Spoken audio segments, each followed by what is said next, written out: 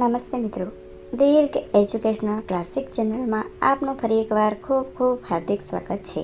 મિત્રો, આજે આપણે શ્રી ચુનીલાલ મડિયાની નવલકથા લીલોડી ધરતી 1 પ્રકરણ 1નો બીજો ભાગ જોઈશું.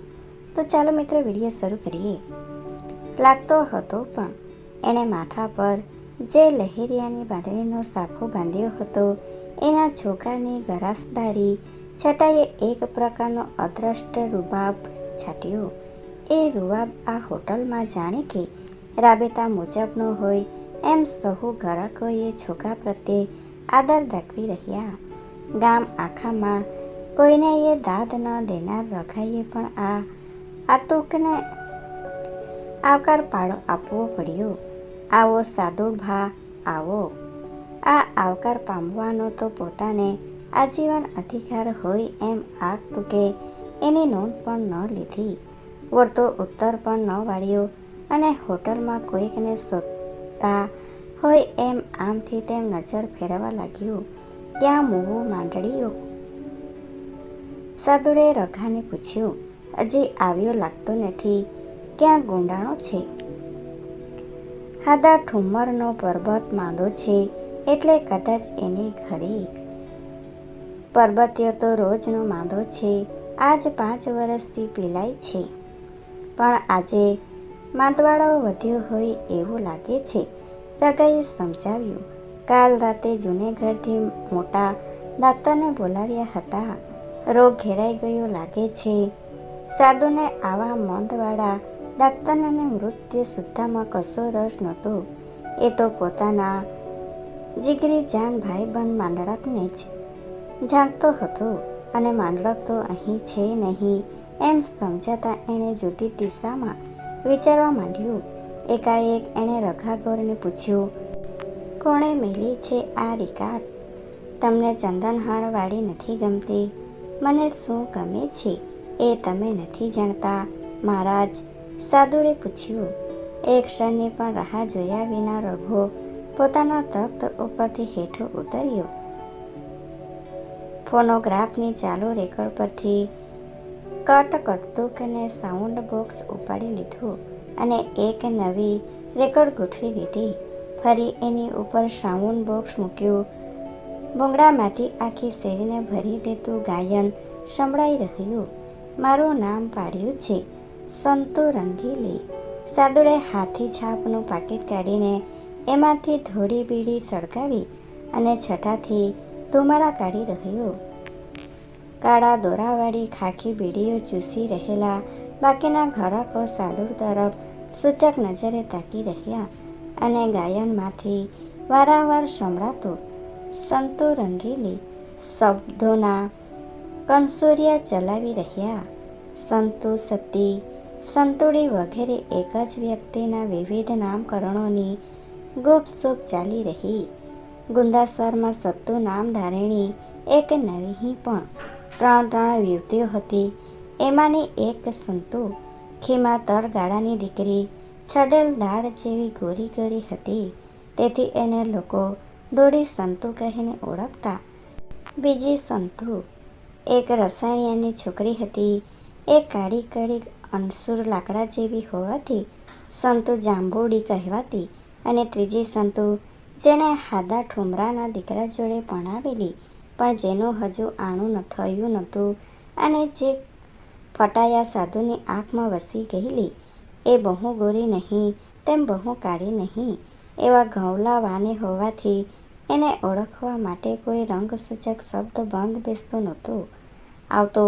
પણ રઘુ ગોર શહેરમાં જઈને સંતુ રંગીલીવાળી રેકોર્ડ લઈ આવ્યો અને હોટલમાં એ તાવડી વાગતી થઈ ત્યારથી અહીંના ગ્રાહક વર્ગે એ ત્રીજી સંતુને સંતુ રંગીલી નામ આપી દીધેલું અને ત્યારથી એ સંતુ તથા રેકોર્ડ બંને સાદુડભા માટે પ્રિય પાત્ર બની રહેલા.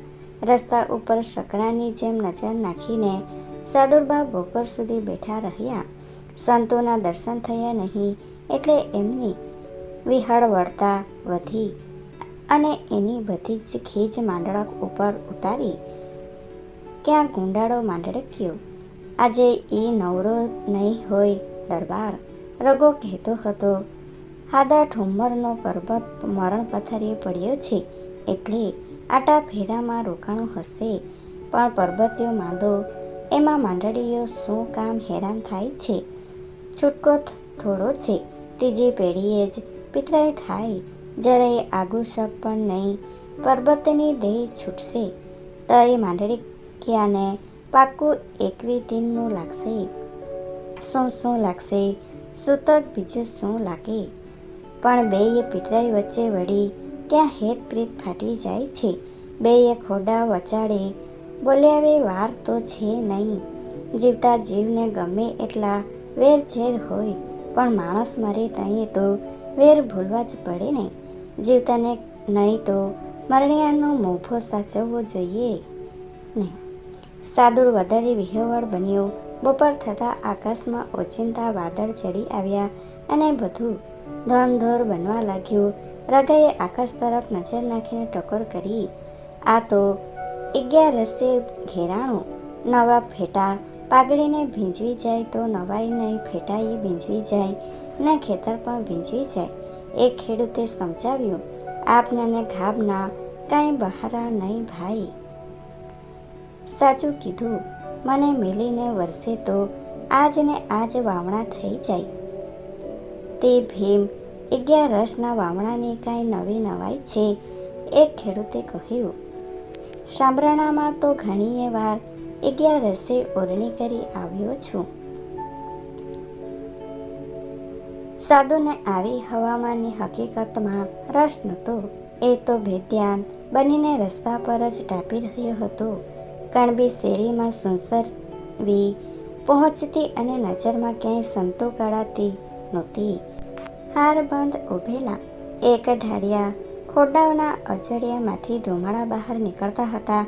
રાંધણીએ પરબના પકવાનો રંધાતા હતા. કોઈ ચૂલે લાપસીના આંદણ ચડ્યા હતા. કોઈ ચૂલે મગસનો લોટ ઘીમાં શેકાતો હતો. જેના ગજ્જ સંપત ઓછા હતા, એ નબળે ખોડે ઘડિયા થેપલા બનાવીને પરબ મનાવવાનું હતું. આખા કણબીપામાં માત્ર એક જ ખોડે અજોડ્યું આજે અવાવરું લાગતું હતું. એ અવાજવાસિયા તળેના ચૂલામાં આજે ભીમ 11ને તહેવાર પણ શીતળા સાતમ જેવી સ્થિતિ લાગતી હતી. એ ખોટું હતું હાદા કુંમરનું. આડે દિવસે ઉજમાળી લાગતી એ રૂપાળી ખડકી આજે જાણે કે અજપાઈ ગઈ હતી. પોતાની વિહવળતા ઓછી કરવા સાદુડે 6ઠ્ઠી વાર એની એ જ રેકોર્ડ મુકાવી.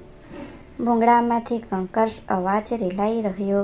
મારું નામ પાડ્યું છે સંતુ રંગેલી, અને તુરત ઠુમ્મરની ખડકીમાંથી આ રેકોર્ડના અવાજને દાબી દેતી કરુણ પ્રાણપોક સંભળાય.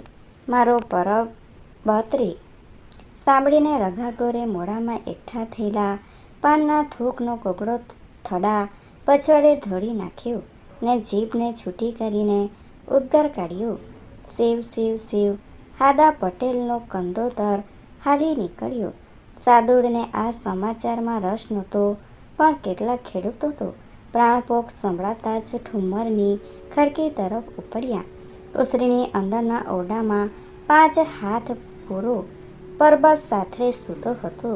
શબની બાજુમાં ઘીનો દીવો બળતો હતો. પડખે બેઠેલો પરબતનો નાનો ભાઈ ગોબર ચોધાર આંસુએ રોડતો હતો. હાદા પટેલ કાળજું કઠણ કરીને નાના પુત્રને હૈયારી આપતા હતા. પિતાનું હૃદય અત્યારે બેવડો શોક અનુભવતું હતું. એક નહીં પણ 2 પુત્રનો વિયોગ એમને સાલતો હતો. પરબતથી મોટો ને કુટુંબનો કંદોદર દીકરો દેવસી આજથી 10 વર્ષ પહેલાં બાવો થઈને ચાલ્યો ગયેલો. ત્યારે હાદા પટેલને કાળજે પહેલવહેલો ઘા લાગેલો. એ પછી એમણે પરબતને લપટ્યો ને ખેડના કામકાજની કાંધ લાખી. લઠ્ઠકો દીકરો માંડ કરીને કામકાજે દૂત્યો થયો. બાપને હાથ લાકડી જેવો થઈ રહ્યો. ત્યાં જ ઘાસણીના રોગમાં સપડાયો ને 12 મહિના લગી પીલાઈને આજે દેહ છોડી ગયો. હાદા પટેલને કાળજે બેવડો ઘા લાગ્યો, પણ સાગર પેટા પિતાએ એનો રંજ આંખ વાટે ઉભરાવા ન દીધો. કાઠી છાતીએ એમણે ગોબરને છાનો રાખ્યો ને હૈયા ફાટ રોકડાળ કરી રહેલ સ્ત્રીઓને પણ આશ્વાસન આપ્યું. હોટેલ સુધી સંભળાયેલી પ્રાણ પોકે આખા ગુંદા શહેરમાં સમાચાર ફેલાઈ દીધા કે હાદા ઠુમ્મરનો પરબત પાછો થયો. થોડી વારમાં તો ઠુમ્મરની ખડકી આખી નાતીલાઓથી ઉભરાઈ ગઈ. ગામમાં ઉત્સવની ખુશાલી આપમેળે જ ઉસરી ગઈ. પરબતના કાચા મરણની અતપ ચાળવા રગા ગોરે ફોનોગ્રાફ વગાડવાની મનાઈ ફરમાવી દીધી. રખેને કોઈ ઘરાક ભૂલથી એ આ ભૂંગળ વાજુ વગાડી બેસે એવી દહેજથી ગોરે વાજામાંથી સાઉન્ડ બોક્સ કાઢી લીધું. જોતામાં તો આકાશ કાળું ધાબળ થઈ ગયું. બકારો પણ વધવા માંડ્યો. ક્યાંક નહોતા ત્યાંથી મોટા મોટા હાથી જેવડા વાદળા ઘસી આવ્યા. સવાર સુધી સુરેખ દેખાતી ગિરનારની ટોચ ધૂંધળી થઈ ગઈ. અંબા માતાના મંદિરનું ધોળું શિખર એક મોટા મસ વાદળામાં ઢંકાઈ ગયું. ઠુમ્મરની ખડકીમાં એકઠા થયેલા ડાકુઓની એક નજર ઉસરીમાં પડેલા મૃતદેહ ઉપર હતી. બીજી નજર માથે ઘેરાતા વાદળા તરફ વળતી હતી.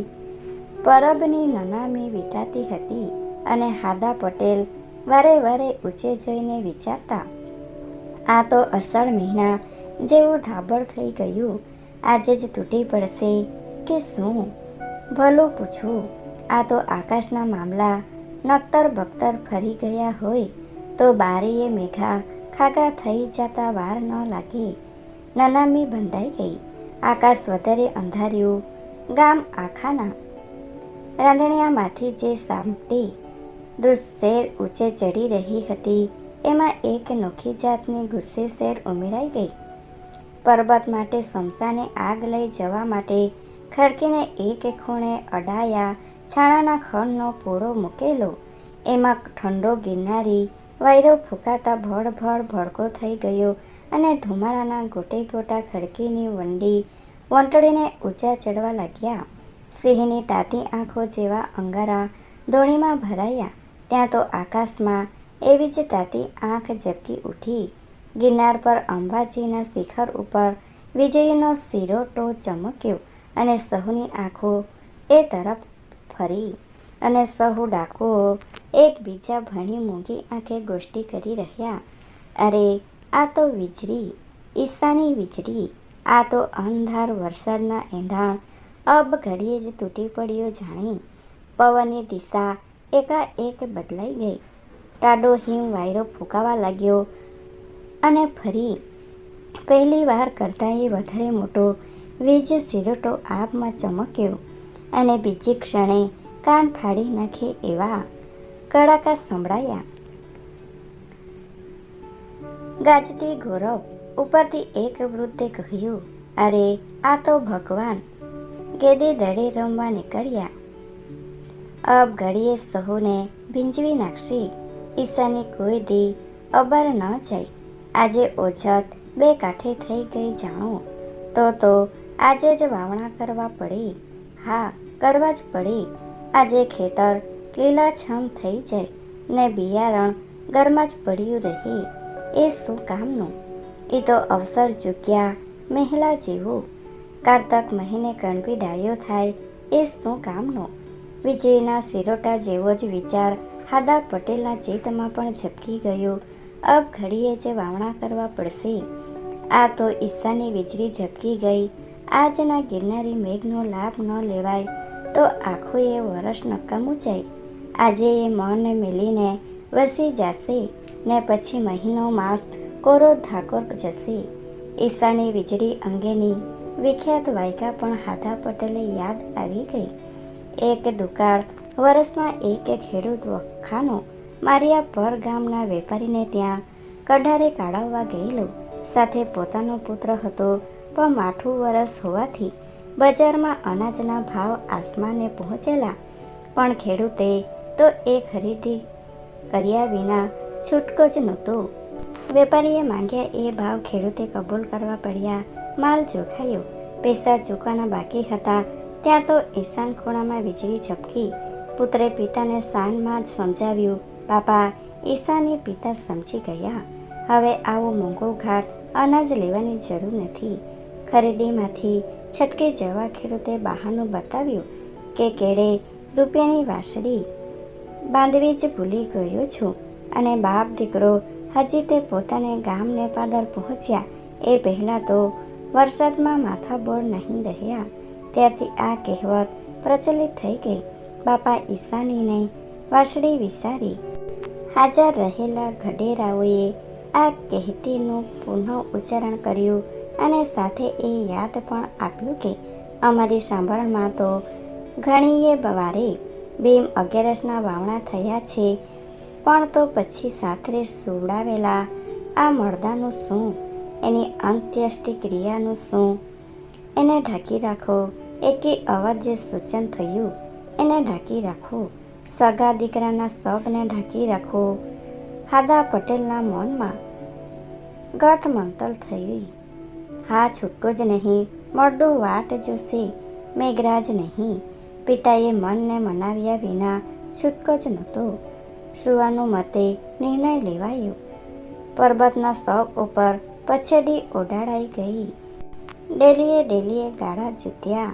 હાદા પટેલે પણ કચવાતા મને ગાળામાં બિયારણ ભર્યું.